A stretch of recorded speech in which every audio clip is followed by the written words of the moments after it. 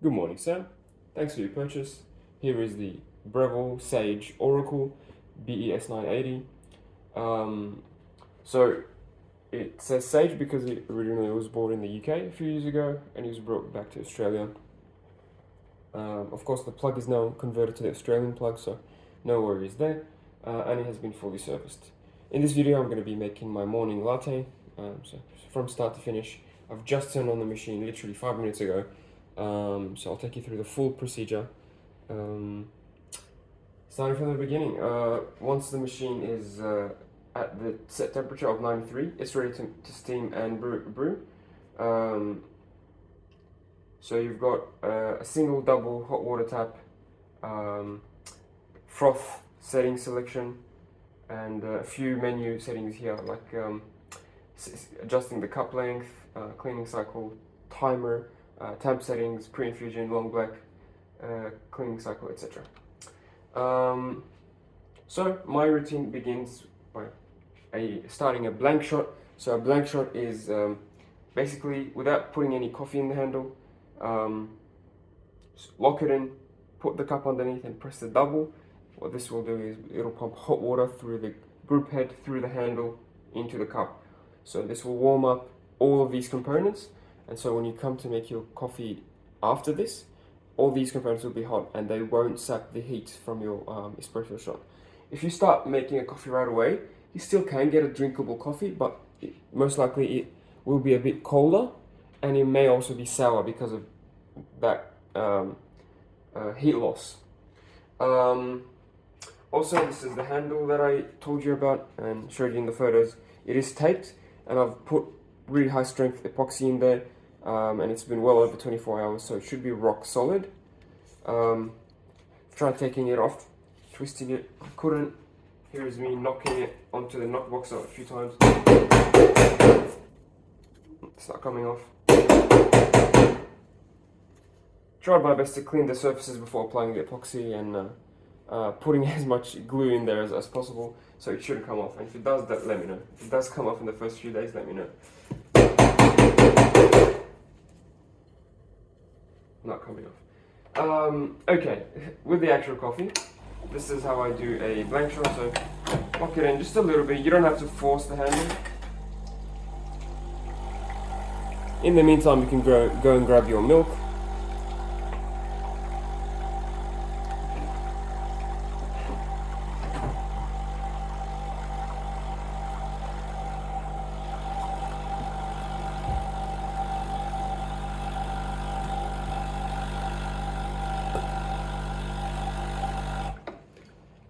All done. There's also like a lazier way of doing this warming up, and that's by turning on the machine, letting it stay on for like 20 minutes, keeping the handle on because the handle, we want it to be hot as well. And if you put your cup on top, it'll get slightly warm. The top obviously is metal and it's just under both boilers, so especially here in the rear right hand side of the machine, or rear right hand corner. That's where the steam boiler is, and that's where most of the heat will dissipate into. Cool. I'll take that out, put it on the side, secure the handle. You want the handle to be nice and dry before you grind your coffee into it. So grab a tissue paper and wipe it clean. For your curiosity, for your interest, I will be measuring the inputs and outputs for this machine.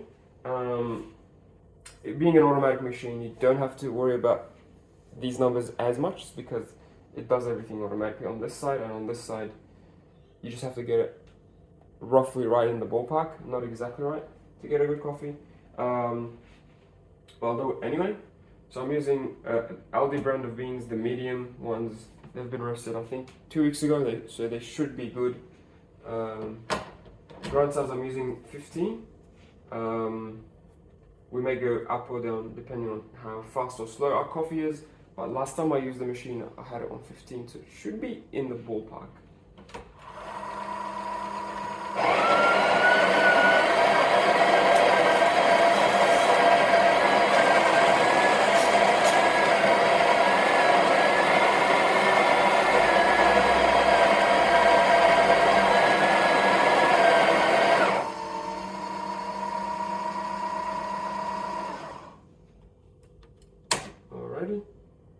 is what it looks like.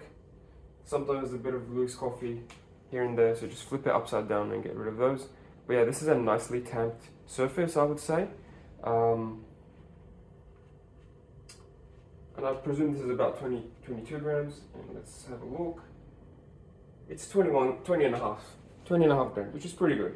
The standard is 18 for the double shot. This machine gives you a bit more, just to give you that much more flavor. So it's about 20 grams now.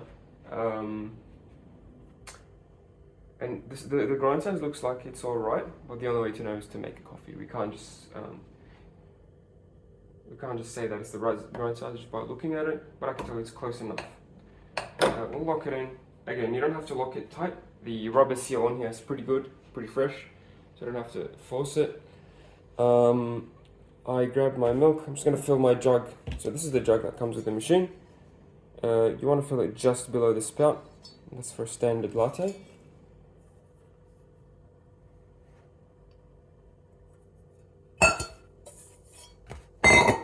Using full cream is recommended so that you can get the best texture. Cold full cream milk, I should say. Of course, you can use other, if you're vegan, you can use other varieties like almond or soy milk. I haven't had much experience, but I know that there's certain brands to get for the coffee machine purpose. Okay, so being a dual boiler machine, you can use the coffee and the hot water and the steam simultaneously. That's the hot water spout here. If you want to get a long black coffee, you can press. You can select your coffee length with this dial, and it'll give you espresso and then hot water, all without moving your cup. So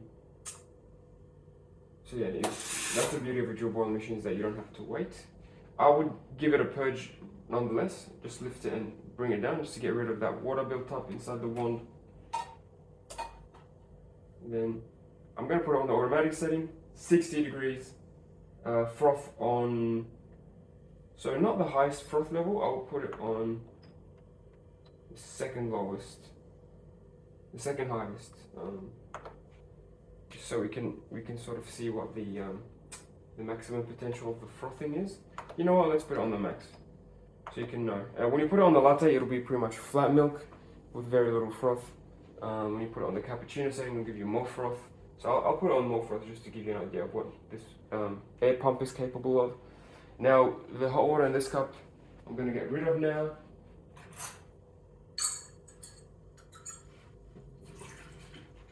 If you like to add any sweetener, sugar, or syrups, you can do that now before the espresso, so that once the espresso is poured down, it'll mix nicely.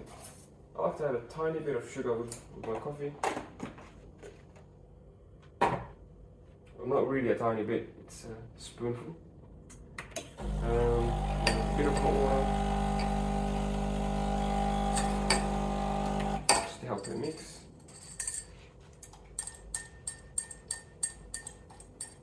I do this because otherwise the last few sips of coffee will be really sweet if I don't mix up the sugar well in the beginning. And I'm going to put my cup on the scale to reset the scale, so we want to measure the output as well. A good rule of thumb to follow for most coffees is a 2-to-1 ratio. So for every gram of coffee you have in the handle, you want to get 2 grams of coffee in the cup. So put 20 and a half, let's aim for 40 to 45. So anything between 40 and 45 would be good. If it's 35 and below, I'd be concerned. If it's 45 and above, I would be not really concerned, just it's not ideal to have a coffee that's too long or too short. If it's too long, and so when we press the double, the machine will give us 30 seconds of brew time regardless. What we change is the grind size, and that's how fine or coarse the particles are. And if we have a very large grind size, much more than we need for espresso, what will happen is that water will be flowing really quickly because there's little resistance between the large particles of coffee. That means we'll get a really long shot, sometimes up to like half a cup, which is like 100 grams. Not good at all. They'll be sour and diluted. if we get a very fine grind size and we just compact the coffee very tightly in the portafilter, what will happen is that the water will struggle to go through, and in the 30 seconds that the coffee brews, we'll only get a tiny bit of coffee, if at all, and that will be a very concentrated shot. It'll be too bitter. You may like that, but for most people, I think it's good to start at the recommended 2-to-1 ratio. So without talking too long, let's see what happens if we press the double. It has a timer, so you don't have to have a stopwatch ready. So usually if it doesn't flow by the 10-second mark, then we can say that it's too fine. But in this case, it looks quite good. Maybe a touch too fast. I might have to stop it at the 22-25 second mark. Yeah, I'm gonna stop it there. So it's a touch too fast, but it's still around 25 seconds, not too bad. And we got, 40.5. Let me show you what that looks like. So we got 40.5. Sorry about the mess. I haven't cleaned the kitchen in a while. But yeah, this is the shot. Pretty good. If I let it go for the full 30 seconds, I presume we would have gotten 50 or 60 grams. So what I would do next is grind a bit finer. So I would obviously empty the portafilter, start grinding, and as it grinds, bring it down to 12. Don't change the grind size to a finer setting with the grinder turned off. That will just put pressure on the burrs or the blades. So yeah, I would only change the grind down if it's grinding. So start grinding and then bring it to 12. Let it grind for another 2 seconds to get rid of the old grind size, and then after getting rid of that coffee in the handle that you were having as you were changing the grind size, grind again. It should give you a coffee that's a bit slower, a bit closer to your 30 seconds, 40 grams of coffee. Hopefully that's not too confusing, and it would be futile to do it now because the beans that you're using will probably be a different brand or a different age. So you might have to do this every month when you change the bag of beans. If you're using the same brand every time, you don't have to worry about it too much. Okay, let's not let the coffee sit and stay cold and get cold. Let's do the milk.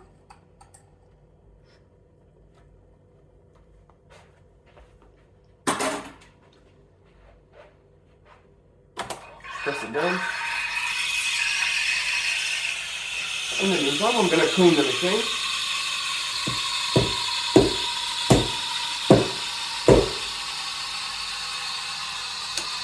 Give it a flush by starting the shot.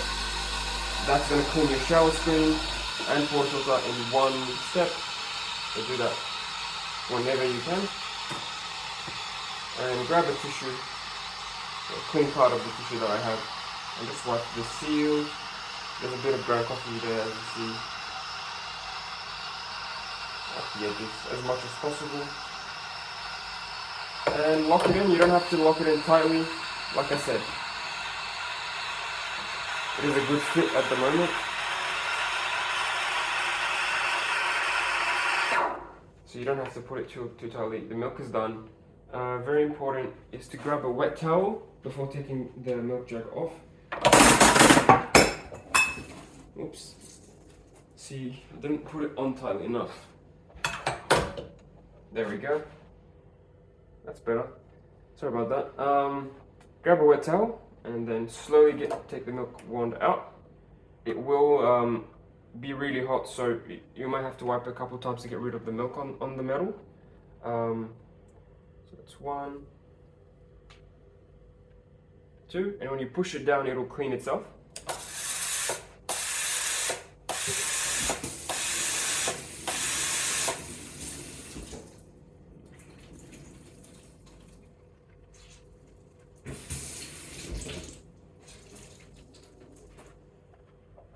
Give it another wipe just to be safe.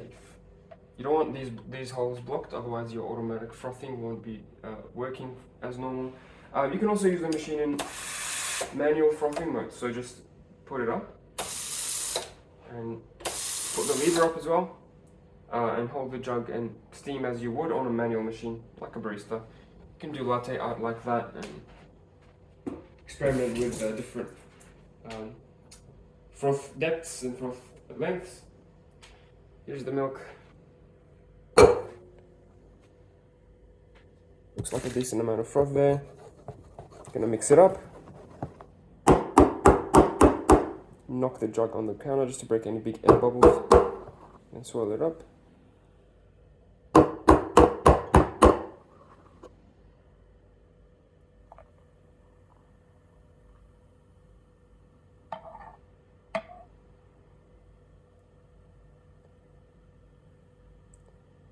And yeah, that's the froth that we got.